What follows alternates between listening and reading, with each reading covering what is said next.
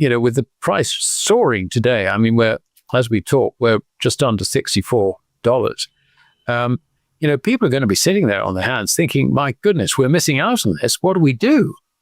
And, they'll probably try and pile in a market where there is no silver. And it's leading, in my view, to the destruction of the paper silver market. Inflation is going to be huge, absolutely huge. Silver's surge above $64 signals a historic breakdown. Former bank director Alasdair Macleod warns this is not a normal rally, but the destruction of the paper silver market. Shorts are fleeing as COMEX open interest collapses.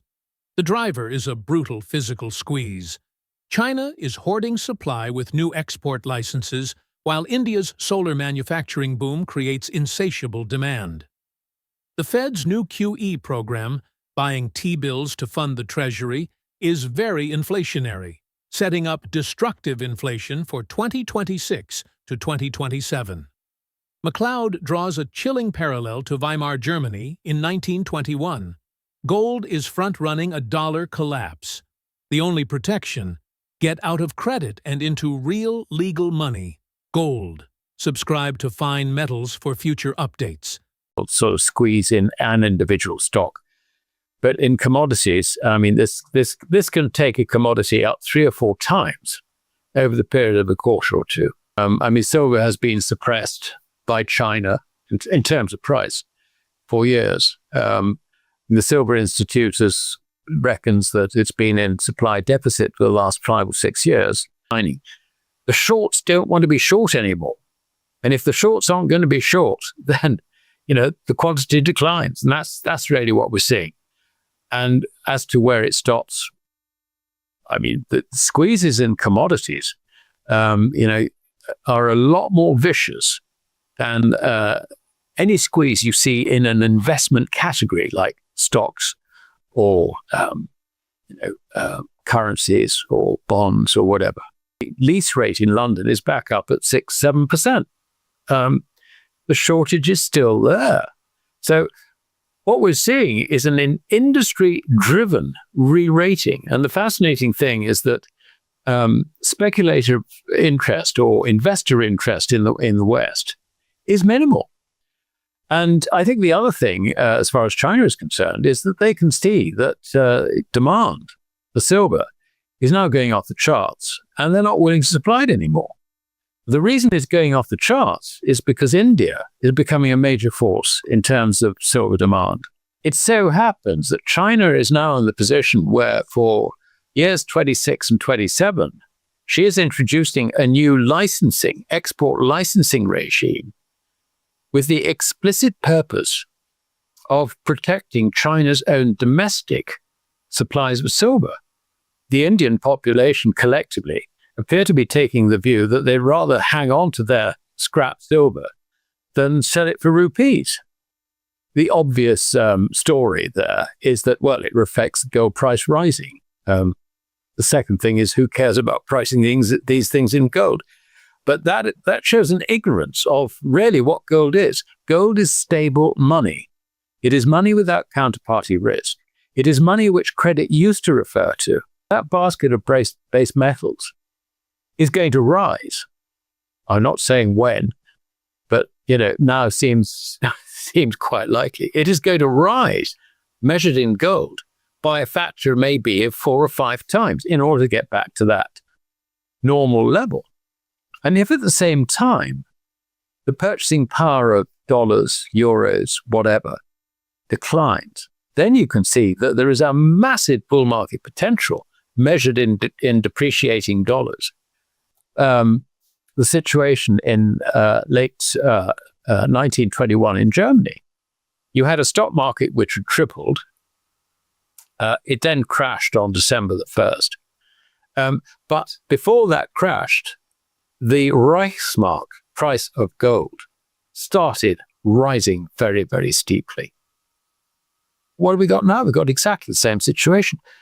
I mean, everybody sort of reckons that, the politicians, if you like, in Germany were horribly irresponsible The situation was a special situation because the French walked into the Ruhr and you had all these horrid reparations and all the rest of it. Yeah, sure, they had problems. But the key to understanding it is that the politicians had no option but to destroy the currency.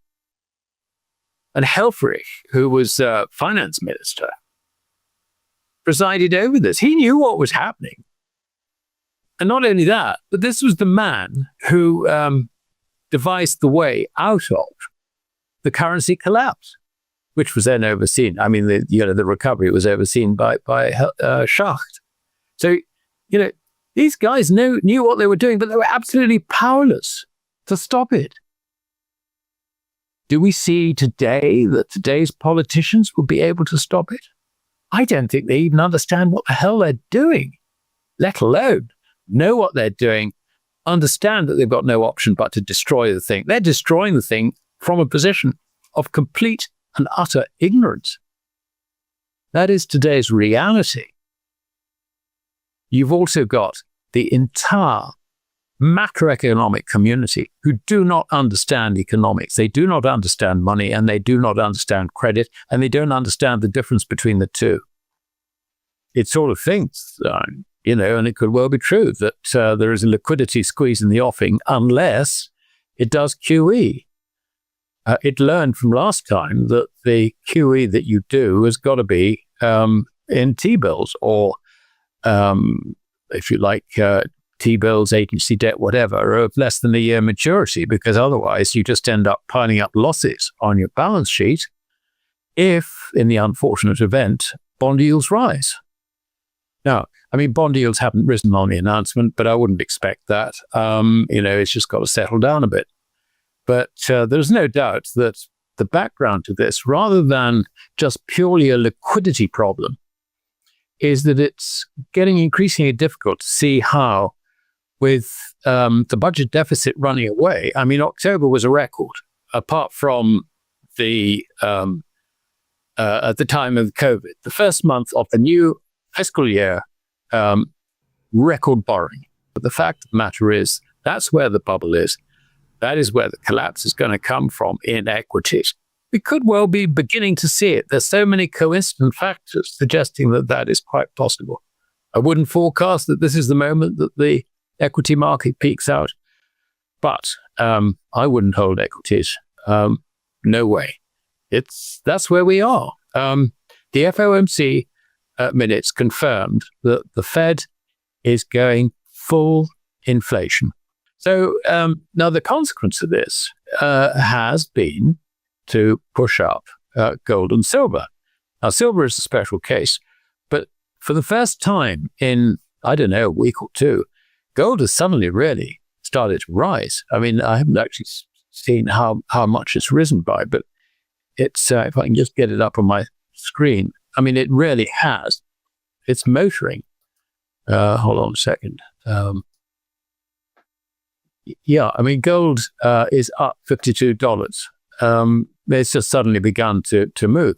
Now, I don't think it's going to be very long before it gets up above that 4,400 level, which turned it back last time. I mean, that was way back in mid-October. So, I mean, I think that the reaction from gold and silver, though, again, I'd say there's a special case there, which I'm sure we'll come on to. I mean, just look at what gold is telling us. Gold is telling us that this is inflationary. And you don't need to look terribly far to see why, because it's not just gold, silver, platinum, palladium, but the entire base metal complex prices are now moving higher. Now, within that investment total, I don't think there's an awful lot in terms of genuine investment, but what there is stockpiles. And this particularly includes China. And what China has been doing is that when there is industrial demand around the world, it has been prepared to act as the swing factor to keep the prices suppressed. And that way, of course, the silver institutes, the calculations then run into balance. China has stopped doing that. I mean, in stocks, that doesn't really happen. You've always got sellers in a rising market in stocks, so that there is liquidity, if you like. So what you get is that when the price rises, it just creates liquidity, which, of course, is the standard textbook relationship between supply and demand is reflected in the price.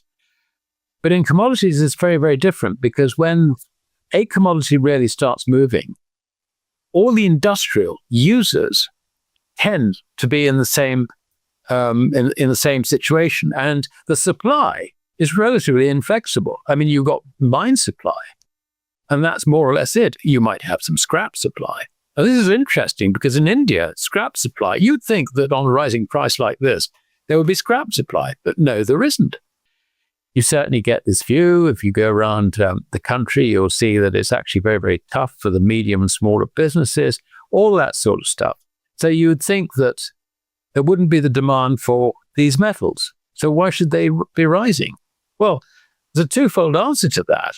That is, the obvious one is that the purchasing power of the currency you're measuring it is going down. And the second thing is that there's a whole world there being run by China and to a lesser extent Russia, which takes in about 70% of the world's population, which is rapidly industrializing and will generate huge demand, such as we haven't seen in the West, for these base metals. That again is destructive. And more recently, what we have seen, and this is really the case, I think, since about the year 2000 or 2002, when Greenspan was Fed chairman, we have seen the deployment of credit to buoy up financial assets. And that leads to a bubble. And the bubble eventually goes pop. And then what happens? Well, we can see, we can imagine what happens. The Fed has started doing QE again. And when the bubble goes pop, you'll find that banks will be liquidating loans by selling collateral, which is what the stock is. And the selling pressure will be made even worse by foreigners who own over 20 trillion of US equities.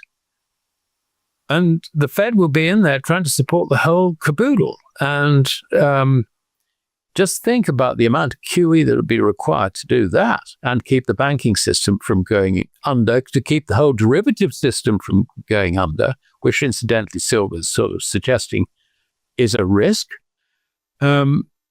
This is no light touch job. The QE is going to have to be massive. The other side of that, of course, is that it destroys the value of the currency. The fiat currency era, if you like, really started. It had been moving that way for some time before. I mean, if you look at it purely in terms of the running down of US Treasury gold stocks, I mean, that is something that was declining from about 1950 onwards. So they maintained the link with gold at $35, basically by selling gold into the market to underpin the value of the dollar. And by 1971, they could no longer do that. It was quite clear that demand was mounting, having had the gold pool failure in the late 1960s, etc., etc. The common law, it was all understood that gold is money. And as the great John Pierpont Morgan said, gold is money, all else is credit. He was absolutely right. We've forgotten this.